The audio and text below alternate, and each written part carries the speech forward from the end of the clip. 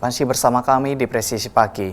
Pemirsa, Subdit 4 Renakta Direktorat Reserse Kriminal Umum atau Ditreskrimum Polda Jawa Timur mengungkap sindikat perdagangan orang yang memberangkatkan PMI atau pekerja migran Indonesia ke Jerman.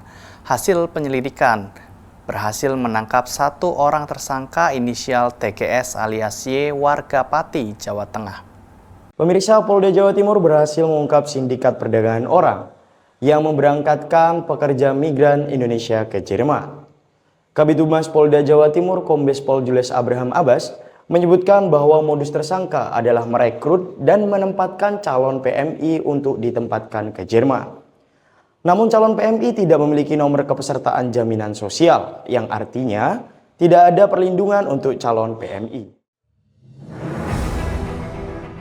Subdirektorat Remaja, Anak, dan Wanita Renakta Direktorat Reserse Kriminal Umum Ditreskrimum Polda Jawa Timur menangkap satu tersangka penyelundupan pekerja migran Indonesia atau PMI ke Jerman. Tersangka tersebut berinisial TGS. TGS ditangkap setelah adanya laporan memberangkatkan 3 orang PMI asal Madiun, Jawa Timur dari Atase Kepolisian Kedutaan Besar Republik Indonesia atau KBRI Berlin, Jerman. Kabid Humas Polda Jawa Timur, Kombes Jules Abraham Abbas mengatakan ketiga PMI tersebut tidak memenuhi syarat dan tidak memiliki kompetensi. Mereka diberangkatkan oleh tersangka menggunakan visa turis. Kemudian mereka dibawa ke tempat suaka. Pelaku menawarkan modus kepada korban, yakni mencari suaka untuk dapat izin tinggal. Sementara itu, ketiga warga negara Indonesia tersebut telah mendapatkan kartu identitas camp suaka izin tinggal sementara atau tempat tinggal dan uang akomodasi. Para korban membayar uang kepada tersangka hingga 40 juta rupiah per orang dan dijanjikan akan mendapat pekerjaan setelah izin tinggal resmi. Terkait dengan modus operandi, tersangka telah merekrut dan menempatkan calon pekerja migran Indonesia atau CPMI untuk ditempatkan ke Jerman, ya, jadi di negara Jerman.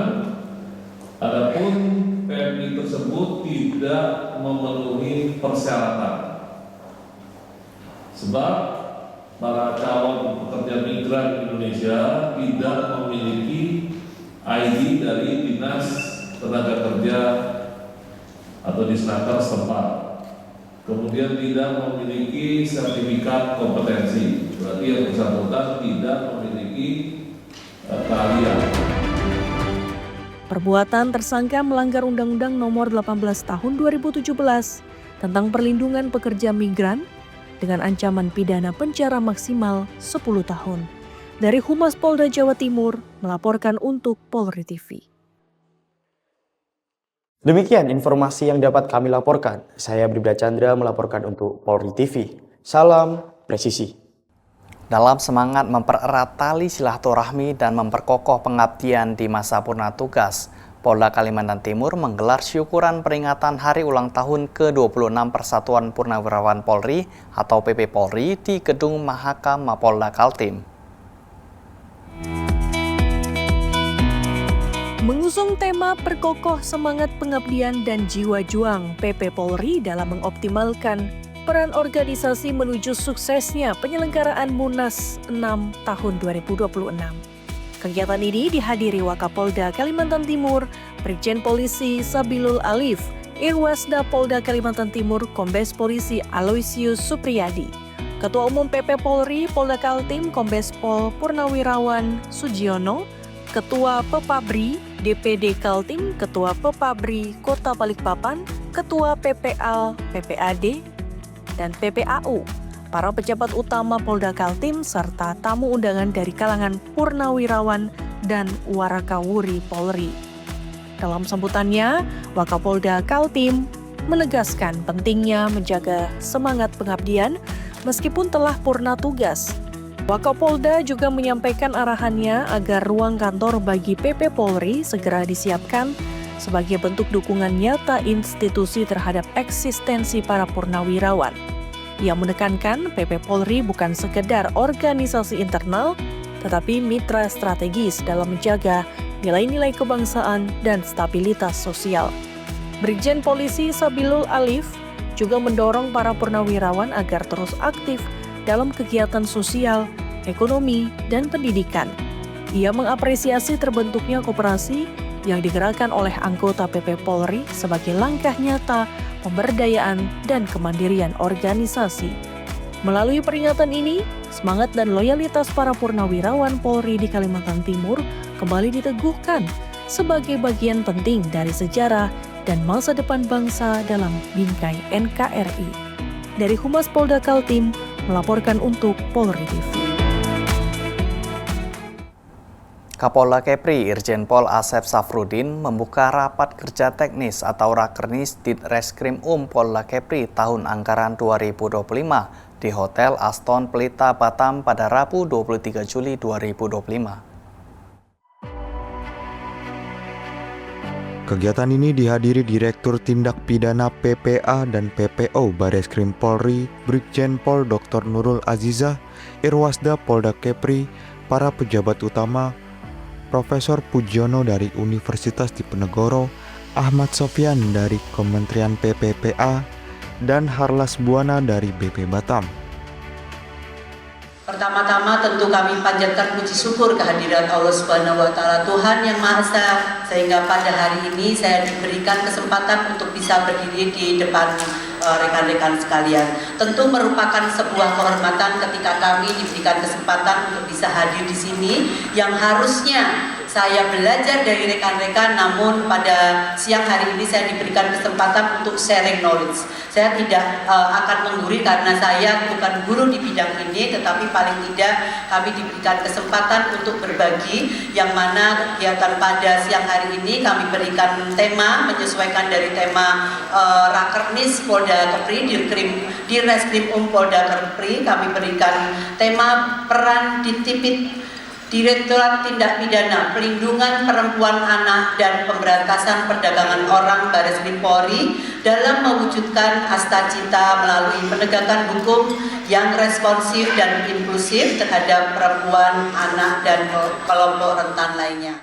Maka Rise and Speak ini kita jalankan selain untuk membangkitkan kesadaran untuk mau bicara, juga untuk mendorong kerjasama antar stakeholder terkait bahwa kegiatan-kegiatan pencegahan dan penanganan terkait dengan kasus-kasus tidak bisa kita lakukan sendiri, tetapi harus kita lakukan secara bersama-sama. Kemudian tentu ketika Rise and Speak kita sudah lakukan di 5 provinsi dan sekitar 24 tempat, itu tidak mudah. Kasus-kasus naik layaknya gunung es itu mulai mencair. Apa kendalanya? Ternyata teman-teman penyidik kita secara kualitas belum semuanya memadai, sehingga di dalam konteks tersebut kita bersamai dengan adanya coaching terhadap teman-teman penyidik. Makanya hari ini silakan nanti manfaatkan, Bu Rita ada di sini, beliau adalah kamus berjalan menurut saya terkait dengan penanganan tindak pidana perempuan dan anak serta kelompok rentan, dan mungkin bisa berikan tepuk tangan yang meriah. Beliau baru saja meraih penghargaan Google Awards 2025 sebagai pelindung perempuan, anak, dan kelompok rentan lainnya. Rakernis mengangkat tema Reskrim Polri yang presisi siap mendukung terwujudnya Astacita dan menjadi forum strategis untuk menyatukan visi, meningkatkan profesionalisme, serta menjawab tantangan hukum yang semakin kompleks. Dalam sambutannya, Kapolda Kepri Irjen Pol Asep Safrudin menegaskan pentingnya penyidikan berbasis ilmu pengetahuan, pemanfaatan teknologi, serta integritas dalam membangun kepercayaan publik. Ini tentunya sebagai upaya dari kita, rekan-rekan sekalian, dari jajaran kepolisian, khususnya Polda Kepri. Ya, tentunya kita, kepolisian itu bukan instansi yang muda. Kita instansi yang tua, udah 79 tahun. Ya, tapi kita selalu ingin berbuat yang terbaik buat masyarakat, terutama jajaran reskrim. Ya, kita tahu sangat-sangat berat tugas kita ini kan, sehingga oleh karena itu dalam kesempatan Rakernis ini ya insya Allah dengan sumber narasumber yang ada itu mampu menciptakan personel-personel yang berkompeten nantinya. Kemudian yang berikutnya permasalahan, yaitu permasalahan hukum yang tentunya nanti kita juga akan gali dari narasumber seperti apa permasalahan-permasalahan yang terjadi sehingga Anda tidak mendapatkan kesalahan prosedur dalam penanganan hukumnya. Kapolda Kepri juga memberikan 5 arahan penting antara lain profesionalisme penyidikan, pemetaan pola kejahatan, penguatan koordinasi, peningkatan kualitas SDM, dan evaluasi terbuka terhadap kinerja, ujar Kapolda Kepri Irjen Pol Asep Safrudin.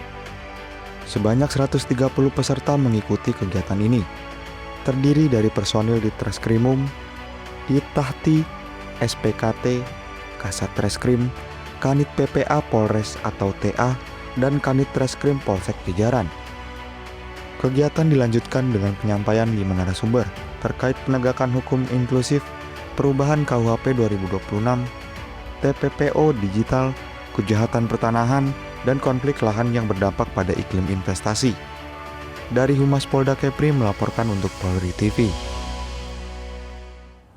Tetaplah bersama kami, Presisi Pagi akan segera kembali.